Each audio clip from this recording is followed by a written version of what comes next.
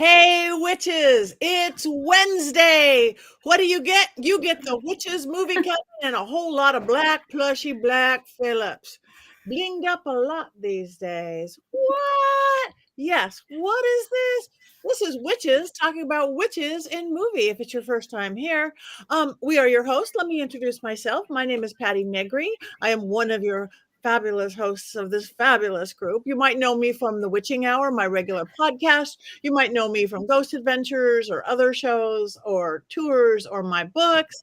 But right now, right here, what I am is I am one of the witches of the Witches movie coven.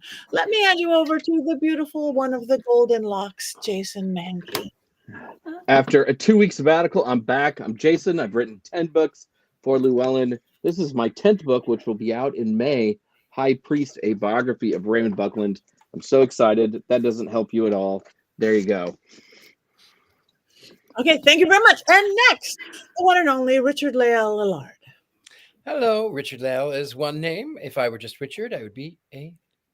That is right. I am known as the gentleman psychic. I'm a psychic and a medium. I used to be a psychic and a small, but I gained some weight. Unlike all of the other psychics who are all doom and gloom or love and light, I'm a happy medium. With that, I am sometimes seen on Ghost Adventures. I am also at University Magicus. I am here in New Orleans, where I read tarot and do seances in my home. I'm really easy to find, and that's what I am. And our beautiful, we don't have Heather today and we don't have Courtney today, but we are thrilled. Our regular fill-in, the one and only Tabitha. Welcome, Tabitha.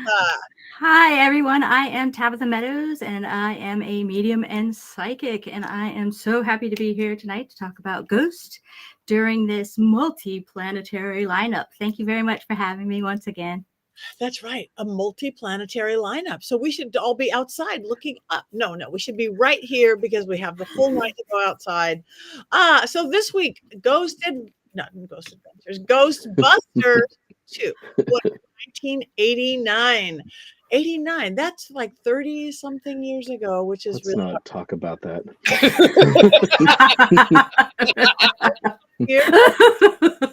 My fingers going, oh, no wonder they look so young. But anyway, Ghost Adventure.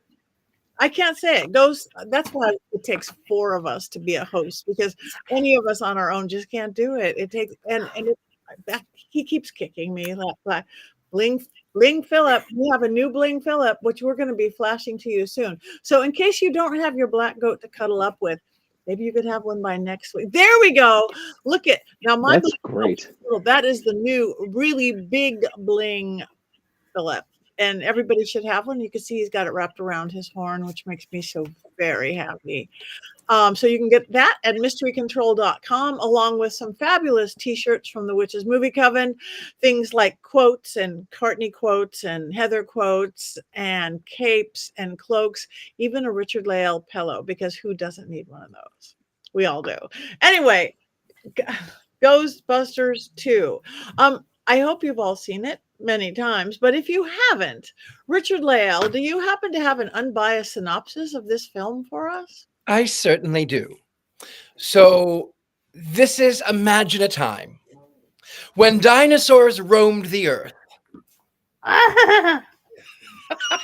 It does feel that way sometimes because the technology is so 1980s. But you know what? This is a fun film, which was a sequel to Ghostbusters #1.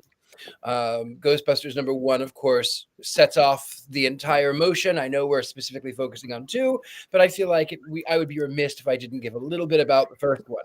So in the first one, it was the early 80s. I think it was 84, and they find that in the last days there is all of this demonic activity that happens. And then these 4 unlikely men end up by being Ghostbusters, and they save the city. There's a giant Stay Puft Marshmallow Man and an ancient god. Dana is no more, only Zool. And then we cut to Ghostbusters #2. Ghostbusters #2 takes place 5 years after the fact, and the original 4 do come back, but unfortunately, they were so good at eliminating all of the ghosts that they were out of jobs and they were working in a bookstore or working in, kids parties or, dressed as Elmo in Times Square. I don't know. They were doing things that were not typically what you would associate with people who had reached a level of success. Anyway, as it turns out, there is an ooze underneath the belly of New York City, a pink ooze that, as you find out, is rather sentient, and it flows like a river to the Metropolitan Museum of Art, where there happens to be a painting being restored. Vigo is his name, and Vigo it was a Carpathian, and he had lived to be a ripe old age of 100 years. And in that 100 years, he was stabbed, he was choked, he was strangled, he was beaten, and he managed to survive because, as they say, only the good die young. Well, Vigo certainly was not good. He was the supreme villain of the entire thing.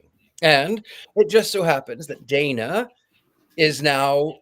Dana, was that her name? Yeah, Dana. She is now being an art conservator while her child was an infant, and she will probably go back to the orchestra. She and Ray, one of the Ghostbusters. I'm bad with names. One of the Ghostbusters had broken up anyway. The last one. So now she has a baby with someone else. Oscar Meyer Wiener is the baby's name. Actually, it's funny, but he is named after a hot dog. That's a quote. Bill Murray says it. Anyway, so as it turns out that there are these ghosts that are now starting to take over the city, and this ooze, this slime is sentient, and it feeds on all of the negativity. And in all of the places in the world, it is assumed that there is a lot of negativity in New York City, and I would disagree. I think there's more negativity a little further out in Long Island, a little town called Glen Cove, but I'm not going to go there. Anyway, Lockjaw, we're not going to talk about their negativity. Anyway, all the negativity is flowing in the city. Vigo is trying to be reborn. He possesses this Dr. Martin Granger from the Addams Family Values. Anyway, he possesses him, and then he is taking over, and he's trying to take over the city, and everything is going awry. The Ghostbusters are being held in contempt of court, then they're being thrown into a psych asylum, and then, of course, a great form, this gelatinous mass, forms around the art conservatory, the Metropolitan Art Museum, and they can't break through with all of their machines, all of their bug zappers. So they go to the Statue of Liberty, and they've learned that it's sentient and it works on positive vibes too. So they slime her with a lot of ooze, and I know how that sounds. They slime her, and they play a great song that sings about love. Your love keeps lifting me higher. And because of that, Lady Liberty shines her torch, and she walks across the harbor. And because she is the symbol of freedom, she says, "Give me your poor, your tired, your weary, your huddled masses." And because she is such a symbol of purity and love, she breaks through that hard shell just in time to allow the Ghostbusters to come in, and then, of course, send Vigo back to the Carpathian Mountains where he deserved to be. There were ghosts who travel on a Titanic shows up, I think, in there too. There's a lot of things that happen, but overall, great story, fighting ghosts. They were not, however, very effective, and I'm going to tell you why. And this is normally we'd go to Heather and the things. Well, I actually wanted to talk a little bit before we go on. Clearly, the Ghostbusters did not do very well because in 1991, Patrick Swayze was a ghost. And so this was just 1 year later, and his apartment was 30 minutes away from Dana's apartment. That's the other thing I wanted to talk about. Oh, and then I do have one more thing. No, I'll save that for later. Anyway, yes, that's it. Thank you very, very much. Yeah, that was brilliant. And you're right, they did not do very good. Okay. Now, Jason, I think you said that you have some things to talk about. You're going to be Heather. Put on the scarf. My name is Heather Green. I'm the author of the book about witches and movies, Lights, Camera, Witchcraft. However, this movie is not in my book because there's not a witch in it. So here you go. 5 things that you should know about Ghostbusters 2. I know that we've already talked about this one before, but actor and writer Dan Aykroyd, who co-wrote the script with Harold Ramis, believes in ghosts. And he grew up believing in ghosts, and he grew up with parents who conducted seances in his living room. In one interview, he said, "I am a spiritualist, a proud wearer of the spiritualist badge. Mediums and psychic research have gone on for many, many years. Loads of people have seen spirits, heard a voice, or felt the cold temperature." So the Ghostbusters movies have always been a labor of love for Dan Aykroyd because he's a true believer. He's also a believer in aliens and lots of other things.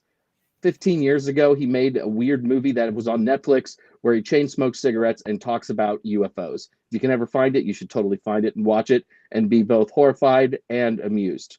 So, number 2, this movie did not do very well at the box office.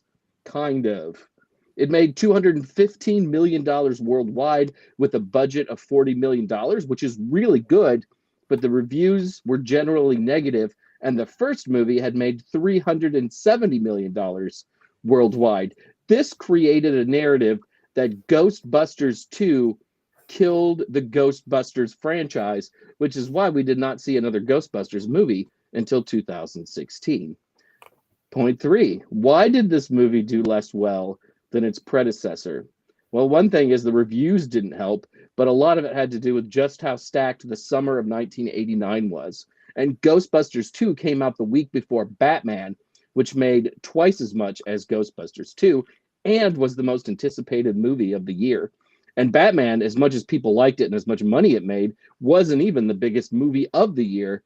That was Indiana Jones and the Last Crusade. And when I say that summer was stacked, the whole year was stacked with movies. There was Batman, Indiana Jones, Lethal Weapon 2, Look Who's Talking, Honey, I Shrunk the Kids, Back to the Future Part 2, Driving Miss Daisy, Dead Poet Society, Parenthood, The Little Mermaid. The list is really, really long. 1989 was a huge year for movies. Number 4, things you should know. One of the things that happened to the Ghostbusters in the 5 years between Ghostbusters 1 and 2 was the kidification of the Ghostbusters. Part of that stemmed from a cartoon that was a sort of sequel to the original movie. The last 3 years that the cartoon was on the air, it was called Slimer and the Real Ghostbusters, meaning the Ghostbusters, the adults, were second to that stupid ghost with the big mouth.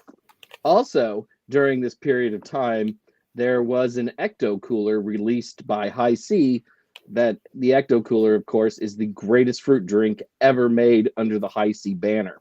So what this made everybody think was that Ghostbusters were for kids. And the second movie is a lot more cuddly than its original. And I think adults were kind of turned off by this because it felt like Ghostbusters were for 8-year-olds.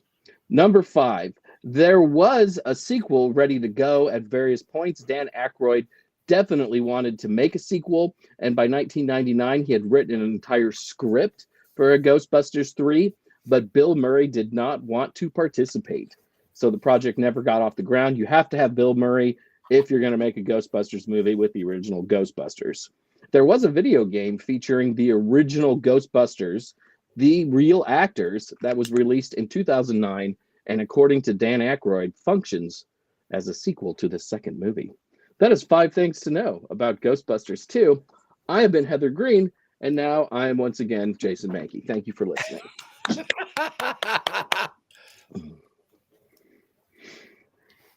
Patti, we can't hear you. Oh, I'm sorry. I'm muted because Willow was barking. Somebody mentioned, who mentioned Willow, and she heard that. So she did join in. So I had to mute her. I'm sorry. She's so opinionated. So, yeah. So that thank you for those beautiful explanations of the movie. I don't know who wants to start with this. I will start. I loved it. I absolutely loved it. I love the relationships of the guys. Um, I love Sigourney Weaver. I do love her, and she got to play a mom, which is kind of sweet. And I like the kind of they put a little humanity into it. I do think that Ernie Hudson could have been used more. He's just like the side character so much, and I don't know why. He's good. My one of my happiest moments is I actually got to play Ernie Hudson's wife in a movie a few years back called Spaceman with Josh Duhamel. It's a small role in a small independent movie, a really funny baseball movie. If you like baseball, called Spaceman, the story of a real guy who was this baseball player but stoned all the time. But he played Major League Baseball, and Josh Duhamel played him, but Ernie Hudson played one of his bandmates. And I'm sitting there at the baseball field. I'm going, you're a real Ghostbuster. I'm a Ghostbuster. Well, I'm a paranormal investigator, but you're a Ghostbuster. And I just for my little role as his little wife in the baseball field, it was really great. But it had people's story to me, this one, for some reason, that I got involved in, and I there, Spaceman, yeah. If you like baseball and kind of biopics about people, it's really good. I don't think it ever, I don't know if it got released. It was a small little independent film that Josh did, Labor of Love. But I enjoyed every second of this movie, probably as much as the first one for some reason. So that's what I have to say about it. I like all the people, but give Ernie Hudson some more lines, please. I have something to say. Okay. Only because Aeon says, I would like your review of Ghostbusters 2016. No. And I'll tell you why. So, the funny thing is, Bill Murray's character plays this talk show host whom all of the frauds, all of the fakes, all of the kooks, sort of like a dollar store. Goodness, Kreshkin. Art Bell. It's like a dollar store Art Bell. All of the kooks go on the show. Sometimes they're real, sometimes they're not. The man over here to the left of the screen, he predicted that the end of the world was going to be New Year's Eve that year. So would it be in 1990? Maybe. The funny thing is, though, the woman to the right, she predicts the end of the world is in 2016. And in 2016, that is when that abomination of a film was made, Ghostbusters, with an all-female cast and unfunny characters. It was the end of the world. 2016 was the end of the world. Well, Peter does admit that he is a fraud backstage, so there was that. He just wouldn't admit it on to the public when he was out on stage, of course. But yeah, he said yes, he was a fraud. And I did like that Ray owned an occult shop, so he was running that metaphysical shop. So there's a little bit of tie to witchy stuff there. I also think that Vigo might have been a witch. I mean, if you tie Vigo to Rasputin, who, of course, was known as a witch, even though he was a priest, people had tried to stab and poison and murder Rasputin, and he always survived. Now, they claim it was dark magic, and maybe with Vigo, it is the same thing. Yeah, though I still see him more as a vampiric. It's the Carpathian Mountains. Goes right through Romania. I just spent a few weeks there. He very more vampy than witchy to me, or a vampy witch or a witchy vamp. They're so crossover these days. Yeah. But there was. I want to get back to one thing Tabitha said. She goes, it was witchy because of the occult bookstore. And it looks like an occult bookstore. It's got the racks of herbs behind the counter and things. It's got the overstuffed bookshelves. And I think today a lot of the stores are a little cleaner and nicer looking. But in the 80s and 90s, you saw a lot of stores that looked a lot like that. I have no idea if it was based on Herman Slater's Magical Child bookstore, which was in New York for a long time, but it would be really cool if it was. It might have even been a real one. It kind of, I mean, they could have been on location and doing it there. I mean, I did a film not too long ago called Portraits, and I was the occult bookstore shop. We went into Panpipes, a store that in Hollywood looks just like that.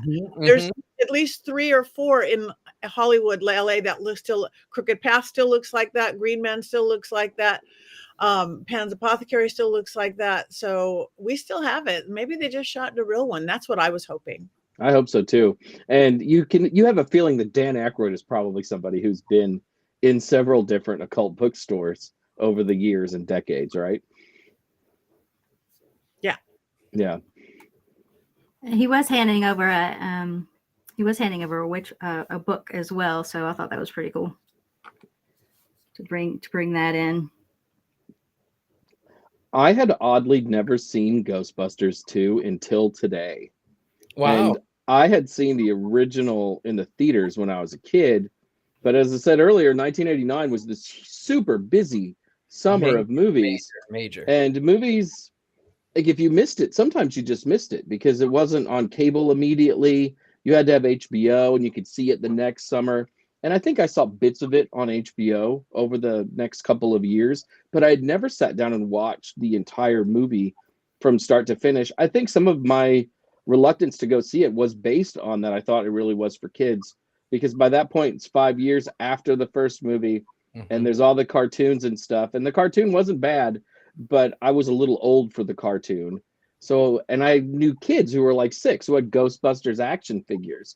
Once you have an action figure, you're saying to me as a snotty 16-year-old, this is for children and I can't go do it anymore, right?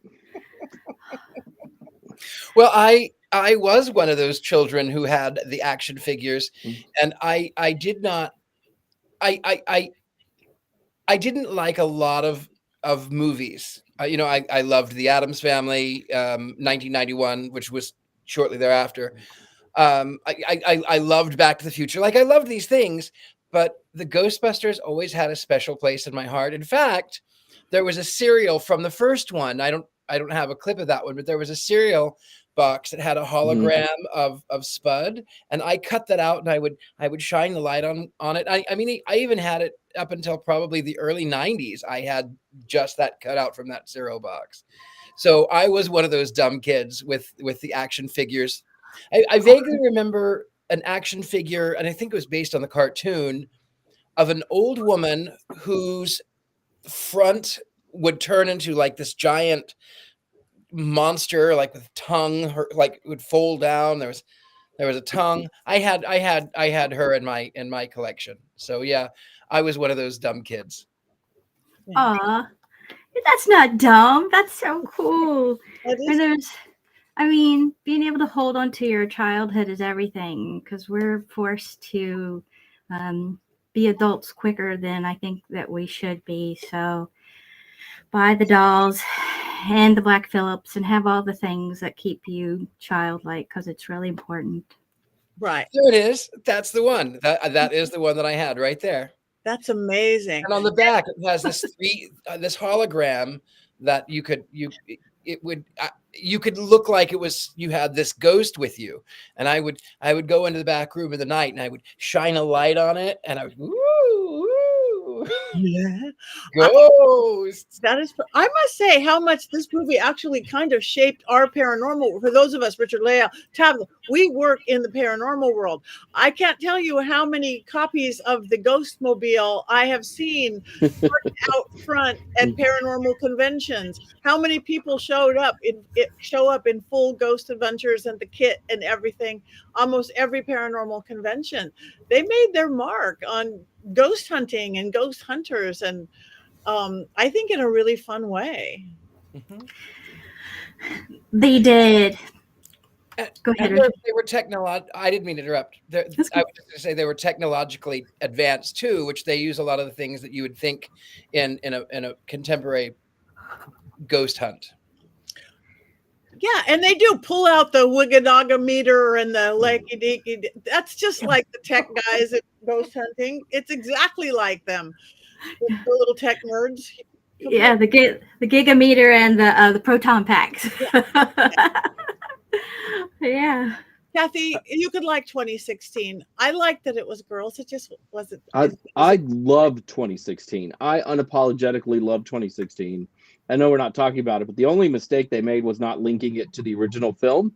Like if it had just been, we're going to take up the mantle of the Ghostbusters, I think it would have been a lot better. I think people really wanted that continuation, and they decided to completely start over, which was really the only mistake. I love the cast of that movie. I think it's certainly a lot better than the reboots that we've seen the last 4 years with the little kids wearing proton packs, which are nuclear generators.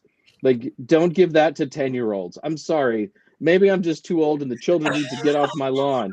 But don't give a nuclear reactor to a child. I'm just thinking that's not a good idea. I was into that. I was actually into the newer ones with the kids and the grandkids of the original ones, and I thought that it was so sweet the way that they did connect it to the original. They did play not only on the nostalgia, but then they connected it.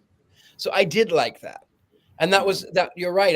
The reason I didn't like the 2016 is because it was just like, oh, this is a new universe and nothing else existed, and this is the way that it is. And I thought it was, I thought it could have been better. I'm all for all female Ghostbusters, but I would have loved it if they would have said, you know what, our friends have done it, and now we're going to do it. If they would have had a whole new script. I liked the first movie better than the second movie. I still like the second movie, but how do you follow up the Stay Puft Marshmallow Man and the scene? Yeah, how do you follow that up? I mean, the later Lady Liberty walking down the street was pretty epic, and that was pretty cool. But it just kind of it just fell a little flat. This one did, but I still liked it. Yeah, I think it had humanity, which it didn't have to have. I like that. Mm-hmm. I think Peter, Ray, Egon, and Winston are such well-drawn characters that all of the things that came after were always going to be a little bit lesser. They're like Star Trek characters, like the original cast, like Kirk and Spock and Bones and Scotty and Sulu and Chekhov. These are people that have these like very definite character traits, and when you have a group of people, you can go, oh, that's my Bankman, that's my Ray, that's my Winston, that's my Egon, right? Because all 4 actors are really terrific, and they play those roles so well. When I was watching the movie today, I forgot how much I love seeing Bill Murray and Dan Aykroyd especially dive into these characters as actors that I have grown up with my entire life, right? And yeah, that's what makes the original Ghostbusters so good. Yeah, they're certainly so funny around every turn. The quick little one-liners that they're throwing in. You get the chuckle in there, and those are a wonderful part about this as well. The nostalgia for me today watching it, because I was a kid of the '80s as well, so. Movies were really big, and golly, how about the music montages that would pop up in this movie? They were great as well. There is, can you show the one with the toaster again? The scene where they're playing with the toaster. So in this one, I love this fact that they have a toaster that, of course, that if you sing to it and you caress it and you sleep with it, as in the case of Egon, then it produces happy things, and it pops up this very happy toast. And Ray is saying how that it's a new thing on Christmas. He's going to do this great thing, but you have to be careful that you can't be mean. You have to make certain that you are always nice to it. And that reminds me, around the same time, 1989, 1990, I'm not entirely certain, there was a rash of like satanic toast that was being seen. And there was one woman in particular who had a toaster, and she went on to one of the local shows, and she said, oh, I have this toaster and it'll spark and look at the toast. It says Satan lives on it. It doesn't have Jesus on it. It has Satan lives. And then she says, now watch. I'm gonna put some toast in here. She puts the toast in. She says, now it knows that I'm listening. It's not going to do it. The toaster bursts into flames. And he goes, the anchor says, well, if it's a satanic toaster, why are you keeping this toaster? And she said, well, it does make really good toast. Ah, There it is. You can find it on YouTube. Satan Lives, the Satan Lives toaster. that is Yeah. so cool. I must congratulate our producer Rob for being right on and so quick with the photos today. I mean, you're always good, but Today is something else. today is something else. Yeah. Let's just Have do a- things for him to come up with. I have a little bit to add about the toaster scene, and then a little later on with the when they were playing with the slime in the buckets, because the water under the city turned to the slime when Vigio was trying to come out of the painting. The cool thing about that slime being alive is it makes me think about the experimentation where with water's alive. So there's cymatic experiments involving water and its responses to different frequencies and stimuli. And that also can tie into witchcraft as well, because most kitchen witches know, or anybody know, that you can speak into your water and speak positive affirmations or what have you. Speaking, singing, chanting into your water is something that we would do. You speak negatively to it, you're taking that into your body. Energy is important. Every thing you say about yourself energetically is important. So I thought that was cool that they were bringing that up. So not only it's both science and witchcraft, really, what they were kind of bringing into there in a side way. Yeah. So Thank you for bringing that up, because I talk about that all the time. Even in my books, I talk about water. A glass of water, you could charge it to take away your pain. You could charge it to take away insomnia. You could charge it to have go into your dream life. I call it dream school and stuff. And science is proving all that now. So thank you for bringing that up. You're right. There's our witchy part. Yeah, thank you. And I also think that it does amplify too. Whenever you have large concentrations of people, all of that energy, it has to go somewhere. And what is energy? But we think of it sort of as a sort of nondescript thing, but it does flow like water. It does flow like water. And I do love that aspect too, is that the mayor in those scenes, he says, what do you think I need to tell 30 million New Yorkers to be nice to each other? Yes, actually, yes. Now, when I lived in New York, I lived in near Locust Valley, and I loved to go into Manhattan. Manhattan was great. In Manhattan, people left me alone. In Manhattan, I got three reactions to my visage. I got this one, which I liked a lot, that sort of mind your own business. I thought that was great. I got the one where they would do the double take and then do the over the shoulder selfie, which is interesting. And then, oh my God, you look great, which is great. But in Locust Valley, they have what's called the Locust Valley lockjaw.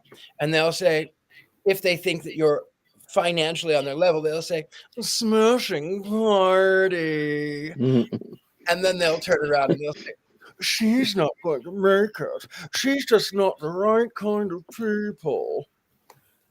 So, yeah, New York City was great. Locust Valley, not so much. Not so much. I want to say Collins, what he said, best paranormal sites have moving water under sun. Yeah, that is a fact. Water is a conduit, energy. And plus, we are like 70% water. Our little human bodies, we're all water. And of course, the slime would be underground and doing all that. It makes perfect sense to me. And Yes. Energy work would be a good place to start if you're thinking about getting into the craft or you're practicing your own craft. yes. I highly recommend that. One of the first things. It's so important. Perfect. I was watching the movie today, and I will admit I've been a little depressed the last couple of months, maybe the last 2 months. And the idea, though, that we're putting this energy out and it is tangible, right? And that we do find ourselves in doom spirals and doom loops. And maybe there's not just a giant sea of it under the cities that we're living in, but it's certainly there and it's moving around. And we have the power to make it a more positive thing if we choose to do so. And it's easy to forget that. I mean, as we said before, Dan Aykroyd is somebody who is very much interested in the occult, probably knows about energy. I think that this was written in such a way in order to encourage us to be more positive, because our negative energy does have consequences. Right. And especially now when things are dark and scary all around us, and a lot of us aren't real happy with the things that are going on. We can't just fall into that, because it's so easy to just be that much more depressed and that much more frightened. And we are, but we have to step above it, or else we'd totally fall down that rabbit hole. So this is a perfect movie for that, to remind us we have that power. And again, it uses the symbol of the Statue of Liberty. And what I find to be so incredibly powerful is that, yes, it was a gift from France to commemorate our bicentennial. Was it bicentennial? Anyway, it was 1876, I think. Centennial. Centennial, not bicentennial. That would have been, anyway, our centennial. So 1876 is when this was commissioned from France. And what people don't realize is that under her, at her feet, are broken chains. It's supposed to symbolize breaking away from slavery, breaking away from being held captive. And she has in her on her book, "Give me your tired, give me your poor, give me your huddled masses." She is a symbol of hope. She has been for now over 150 years. She is a symbol of hope. And she also represents a bringing of the light, bringing of that newness. Mm-hmm. What can we fight the darkness with? The torch of illumination, that light. She's radiant from the top. It radiates from here. And we think sometimes, oh, we get down into our bases, we get down in here into our lower levels. But when we realize that it's that crown chakra that we can open up and we can bring in that illumination, it does affect other people. It 100% affects other people. Hear, hear. Can we also talk about how great Annie Potts and Rick Moranis are? I have always loved Annie Potts. I loved her in Designing Women, had a huge crush on her growing up. I have a bigger crush on her in Ghostbusters because I love those women with glasses with that heavy New York accent. That's a weakness of mine. I mean, I have lots of weaknesses, but that's another weakness of mine. But I love that they were invited back to the movie, had things to do, had a character arc and develop.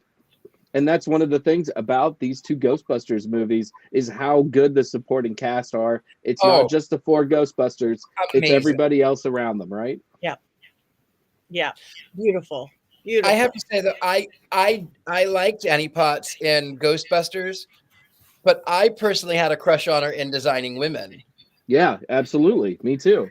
I mean, I to be fair, I had a crush on all of those women in Designing Women. Yes. I still go down that rabbit hole and watch whenever it's one of my feel-good go-to shows. And I just love how they stand up for what's right. And it's beautiful. I still have a crush on all of those women.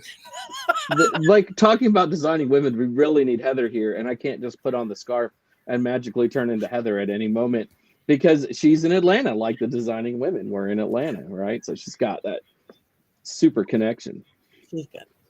Excepting the house is in Arkansas. It takes place in Atlanta, but the house is in Arkansas. When you want to talk about real magic, the house on the exterior, which is in Arkansas, Little Rock, has 2 doors. And then when they come inside, there's only one. Talk about magic. Wow. I didn't know that. Didn't know that. That's the one thing that irritates me. Well, there's a couple of things that irritate me about the set design because it's this beautiful 1860s house, even though she said, oh, it was 1830s. Second Empire was really 1870s. Anyway, this lovely 1870s house. And you go in and it's this big open room, which is it's such a product of the 80s, but it's so good. It really is so good. Here is the exterior of the house. And then when they go inside, that door right there, it's 2 doors. Rob is just killing it tonight. Like that designing women house, just like that. And it's in Arkansas. It was up for sale not that long ago. And it was, I think it was like $2 million or something, which in Arkansas is a lot. In LA, it's a little shack. Exactly. In LA, it's an $8 million little shack. This is the set for, and if you look, there's one door. The door does not match. None of this matches the layout of that house. I would never have noticed that. That's their design skills, though. They're so powerful that they can just change an entire house like that. That's why they were the designing women, those 4 originals. And of course, Jan Hooks, who came in after Delta Burke left. Love Jan Hooks. Sorry, we have really gone on a tangent tonight. And that was the night the lights went out in Georgia. Oh my. Oh, and the great Meshack Taylor also in Designing Women that I don't want to forget. Right? Yeah, that's true. Jan Hooks was one of my friends way back when, before she had the show. And rest in peace, Jan Hooks. She was a great girl. Oh, one of the greatest of SNL ever. Absolutely ever. Oh, so talented. I miss Jan Hooks every day. Oh. She should have been in Ghostbusters too. I think should have found something for her to do.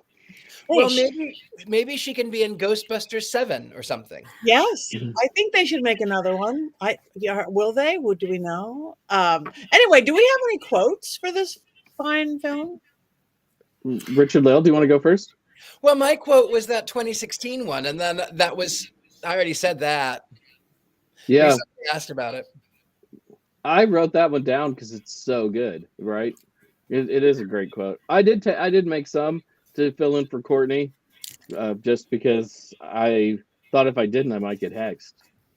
It's a hexless night so far. I'm missing it. Hexless night. All right. So here's a couple quotes. Egon says, "My parents didn't believe in toys." Ray says, "You mean you never even had a slinky?" Egon, "We had part of a slinky, but I straightened it." Egon, "I'd like to run some gynecological tests on the mother." Peter Venkman, "Who wouldn't?" Peter also, "I have more than 2 grades of laundry, okay? There's not just clean and dirty. There are many subtle levels, okay? See, you hang this outside the window for 20 minutes. It's perfectly fine." Yeah. Let's see. All right. Sigourney Weaver's character says to Peter Venkman, that's Bill Murray, "Okay, but after dinner, don't put any of those old cheap moves on me, okay?" No. It's different. I have all new cheap moves. Let's see. There was the best quote. What am I supposed to do? Go on television and tell 10 million people they have to be nice to each other? Being miserable and treating other people like dirt is every New Yorker's God-given right. And also, there are many perks in being the mother of a living God. I'm sure we could get a magnificent apartment, car, free parking. So there you go. Conjure up a god in your house and get free parking. Beautiful. Thank you. Good quotes. And those were all standout ones for me. Thank you. That's good. All right. Well, I don't know. Oh, do we want to talk about the music in the movie at all? Anybody? A little birdie I heard in my ear saying we should talk about the music. Well, the music is so good. Higher and Higher, Jackie Wilson. If you don't know, you have to, after this show, in like 10 minutes, you have to go Google Higher and Higher, because this one I feel is, I loved the Ghostbusters theme in the original one. You know, I didn't hear so much that in this one, but I love Higher and Higher. It's almost a religious experience. Auld Lang Syne is the thing that brought the energy up at the end too. Oh, yeah. Because they were kind of losing it, and then all of a sudden they started hearing music from the door, and then it starts piping in, and then it pans out, and everybody everybody outside is singing the song. So that's definitely a song that represents new beginnings and friendships and old ones, and more humanity and love your neighbor. Yeah, and I want to go back to the TV talk show when the guy said ending on New Year's Eve. The world could have ended on New Year's Eve. He could, right? The song saved the day.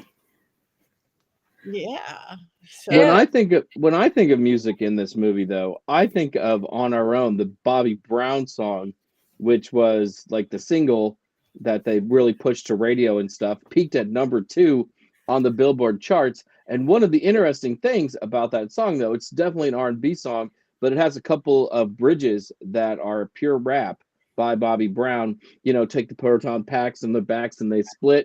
I can do some of that rap, but I won't do all of it because it would probably horrify everyone here. But in 1989, that was a pretty big deal to meld those two categories together like that. And today, that's really commonplace. R&B and rap, hip hop certainly cross over all the time. But in 1989, it was a much bigger deal and much more rare. And Bobby Brown does that on the Ghostbusters II soundtrack of all soundtracks. And yeah, I loved that song when I was a kid. I was a heavy metal kid. I wasn't supposed to like anything that wasn't heavy metal, but I would sneak into the living room and watch MTV. And when the Bobby Brown song came on, I would dance around the living room, super happy, but always looking over my shoulder to make sure my brothers did not see me doing any of that. That's hysterical. Little step he had a cameo. He was the doorman. Yeah. He had a cameo in the movie. He was a doorman. Yeah. And he was just 20 years old when that came out because he was in New Edition, which started as kids. And he had My Prerogative the year before. But, you know, he was a baby. He was a baby when he was making those songs. And he did it so well, so well. I think technically they call that style of music New Jack Swing, which he did. But I don't know all the different genres of music. And just R&B works really well for me. Also, the era of Belle Biv DeVoe. Everybody from New Edition did great things after New Edition broke up. That's true. I want to comment. Lisa Parker said, is there a benefit to trap a ghost in a box? Favors, energy. I've never been able to catch a ghost in a box. You can do spirits in a box. There's a lot of different witchcraft things and ceremonial where or you're going to catch spirits into a box, but more like demons, deities, and I've not personally been able to catch a ghost in a box, so I've never got favors from it. I don't know. I could be wrong. Anybody else, Richard-Lael? I've never done it either. I don't think I've ever even had the thought. I will say, however, that I've helped spirits find a host, whether it be a doll or, you know, whatever it may be. And I will tell them, here's a vessel for you that you can stay in this for a moment. This is someone who is going to take care of you, and they're going to give you gifts. They're going to sing to you. They're going to love you. And if any moment you feel like that you are being abused or that you want to move on, you are more than welcome to find the next light and move on. You are not trapped here. You are free, but this is your vessel. I do help people with that. I do. I talk about that in my upcoming book on haunted dolls and puppets. Yes, that they're beautiful vessels for ghosts, but you don't stick them in there. I mean, you know, and catching one in a box, no. That's unkind. I would never do that either. Yeah. Patti, I have a question for you, and this is also for Tabitha and Richard-Lael too. You talked about how popular Ghostbusters are at paranormal conventions. Is there any bad that comes from it? Like, people think ghost hunting is going to be something like they've seen in a movie, right? Where it's a lot more of a violent conflict and they want to play superhero. I haven't seen anything. I think everybody gets it with the spirit of what it is, that it's fun. And of course, the car pulls up with all the lights going. It's a photo opportunity for all the guests. It's a photo. The guys come out in their outfits. I've never had it been anything but just kind of cute and fun and positive. I haven't had anything as far as the Ghostbusters go to be anything other than cute, fun, and positive. But I obviously in other things I have had people who will obsess over films and everything gets blamed on demons. I mean, I whenever I do a seance, I still use my Ouija board, and people who are old enough to remember The Exorcist, it freaks them out. Oh, it's demons! It's demons! So, I mean, and that is the only negative that I can think of. But as far as the Ghostbusters go, no, people get that it's cute. Now, Satan Lives toaster, that's the best. I just love that clip. That is brilliant. You have to find it. Satan Lives toaster. It's so funny. I want a Satan Lives toaster. I want one that says different things every day, though. Anyway, well, I guess it is time. It is time for us to vote on this film, and that is for all of you in our chat room. As Jason Mankey has something. Oh my God, the Mankey Minute. I mean, we did miss it for 2 weeks. It's fine. It's been gone for half a month. What about you forever? Oh my God, Jason! So glad. I'm so glad it's okay. back. I almost forgot about it myself while doing quotes and Heather's 5 things. I apologize. Mm-hmm. The floor is yours. All right, it's a quick one. I promise. 202 million in 2024, 204 million in 2021, 229 million in 2016. And 215 million in 1989. Out of these 4 worldwide box office grosses, guess which movie is considered a flop? If you said 215 million in 1989, you somehow came up with the correct answer. Did you know that $215 million in 1989 is the equivalent to $500 million in today's money? What the? That's right, Ghostbusters 2 was a major box office disappointment. Wonder about the intelligence of movie executives as they scheduled the film's release just 1 week before Michael Keaton's first Batman movie, one of the most anticipated films ever. And that doesn't even take into account Indiana Jones coming out the previous month. Marvel at how studio heads considered the 8th biggest movie of the year a colossal flop. Let's be real. The number 8 movie of the year in a year that not only had the previously mentioned Indiana Jones and Batman, but also Roadhouse, The Little Mermaid, Dead Poets Society, When Harry Met Sally, Major League, Steel Magnolias, Back to the Future 2, Honey, I Shrunk the Kids, Uncle Buck, Kiki's Delivery Service, Christmas Vacation, Bill and Ted's Excellent Adventure, Field of Dreams, Lethal Weapon 2, and of course, movie Coven favorite, Teen Witch. I would say that in perhaps the best year for movies ever, number 8 is pretty damn good. But Pretty Damn Good was not good enough for Columbia Pictures, and despite 3 Ghostbusters movies over the last 10 years, the franchise has never gotten back on track. What does this all mean? It means we can't have nice things, and that we all missed out on a third chance to see Bill Murray, Dan Aykroyd, Harold Ramis, Ernie Hudson, Sigourney Weaver, Annie Potts, and Harold Ramis all star together in a movie. Was Ghostbusters 2 an all-time great film? Of course not. Is it an entertaining film? Absolutely. Did it deserve better? Oh, yes. It deserved a December release, free and clear Batman and Indiana Jones, where the only ghost it would have had to face at the box office would have been Miss Daisy. But at least we got that cool Bobby Brown song out of the whole deal. Boom, that's it. Yay, beautiful. Thank you. And look who just popped on screen. Chad the Great and Powerful. Welcome, Chad. I want it known that I didn't have time to change that before they dropped me in, or it would have said Chad Busters. Great, so Powerful goal, and I apologize. Certainly. But how is everybody? Great. Good. Better now. You are certainly worthy of Great and Powerful. There's no question about that. Yes. Well, thank you, because much like the wizard, I am also a fraud. Do you have any thoughts on Ghostbusters 2 before we vote? I think, so I think that the whole thing at the beginning where they're like, hey, they saved the world and now everyone's conveniently forgotten about it and they're washed up was a terrible direction to start with. But I think the entire sequence with the Statue of Liberty at the end, because I love a musical number, so the whole thing with the Statue of Liberty is wonderful. But those are the only thoughts I can shoehorn in here at the end. But it does show, I'm sorry, I didn't mean to interrupt, but it does show, you're right, about how the amnesia, when the world is saved, how quickly people do forget. I mean, we had COVID. A million people died. People forget. People just forget. No, it's true. You're good Are point. Good we point. changing history? Changing history. People do forget. It's like you're a star one day and you don't count if you. Yeah. All right. On that note, let's vote. Everybody, wands up or wands down. Everybody in the chat room, all of us. We welcome Chad getting here just in time. Your love keeps lifting me higher than I've ever been lifted before.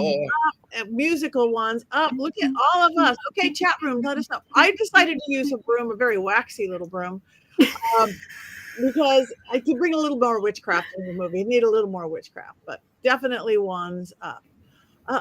Proton Pack wand up for all Ghostbusters movies, but only one neutral for the female reboot attempt. We're not voting on that one. Wands up, wands up, wands up, wands neutral. Mary Jane, neutral, okay. Wands neutral. Do you want to tell us why in the chat room? Wands up for an 80s classic. So okay, it looks like it's almost unanimous, mostly up, a couple of neutrals, which is not bad for our group. Nobody even got hexed or cursed, which is practically miraculous for our group. That's pretty sneaky. I was told by our producer that I should try to hex myself tonight to make up for Courtney. That is good. So what is our movie next week? Do we know? We don't know. I don't know that we know. I don't know that anybody knows. Without Heather, we're lost. Heather knows. Heather knows, but Heather isn't here. Next week, we will be reviewing the movie Heather Knows, about a psychic who lives in Atlanta, Georgia. And how do we tell people to watch it? Well, you guys are we're just going to have to post it somewhere. He knows, but we don't know what our next movie is. Are we doing? The Designing Women know. Designing Women know. Lord of the Rings, or what? It's gonna be Nach einen Stuhl, which is a German impressionist film. It is about the 4 generations of a family told from the perspective of a fireside armchair. And you can get it on Amazon Prime for $3.99. Do I see I think I see a "Let's Do Heathers" in the chat there. Yeah. Heathers. See, our producer says we think it's the Lord of the Rings. Oh, yeah. Oh God, I'm not looking forward to it. We did postpone that while I was gone because I'm a big Lord of the Rings nerd. So Huckleberry, Jason. I think, Richard-Lael, that you're missing the grander scheme of things, which is being able to judge the interiors of all of the Hobbit homes for how they're decorated. That is true. That is definitely true. But I will tell you that I used to work for the San Francisco Opera, and we did the Ring Cycle by Wagner, and the thing about, they're somehow connected, the Lord of the Rings and the Ring Cycle. They're connected, and from what I know about the Wagner is that it builds and builds and builds and builds and builds and builds and builds and builds and builds, and it does not go anywhere. So I don't know how I feel about the Lord of the Rings. Well, the Lord of the Rings definitely goes somewhere. However, the weird thing about the way that the movies are made is there is a moment about 2/3 of the way through each of the films where it feels like the movie is over, and then it's suddenly not. So wait a minute, how many Lord of the Rings are there? Well, there's 3 of the original trilogy, and then there's the extended editions, and then there's the second trilogy prequel of the Hobbit series. I think I feel a headache coming on. Richard-Lael, you could watch the Richard-Lael, you're cartoon doing it. adaptations. You could watch the cartoon adaptations, of which there are only 2, and save yourself about 6 hours of watching movies, probably. Maybe I can just read the Cliff Notes, or maybe I can read the wiki page or something. I think just you're doing the one- judging it too harshly. I feel like you would really enjoy it if you gave it a chance. And I'm not even being facetious. I think you honestly will like it. I think the pomposity of the elves is especially going to appeal to you. Are we just doing the first one or the whole shebang? Because we love Richard-Lael, probably only the first one. Okay, But all right. Just want to clear that up too, so that people aren't out there trying. Oh my gosh! Not that I would mind for the 80 millionth time. Okay. Yeah. Should we call it and decide that that's what it is, and then tell Heather that's what it is, even if that isn't what it is? That's what it is. absolutely. That's what it Okay, is. Rings number 1. All right. Well, it is that time. Does anybody have anything coming up that they want to talk about, or is it just time to cackle? On March 21st through March 23rd, I will be at Paganicon in Minneapolis, as will Heather Green. So I'm doing both of us at the same time. Okay, perfect. That's it. I'll hold everything for next week. So you guys, thank you. Come tell your friends about us. Come back next week and show us your love on the count of 3. 1, 2, 3.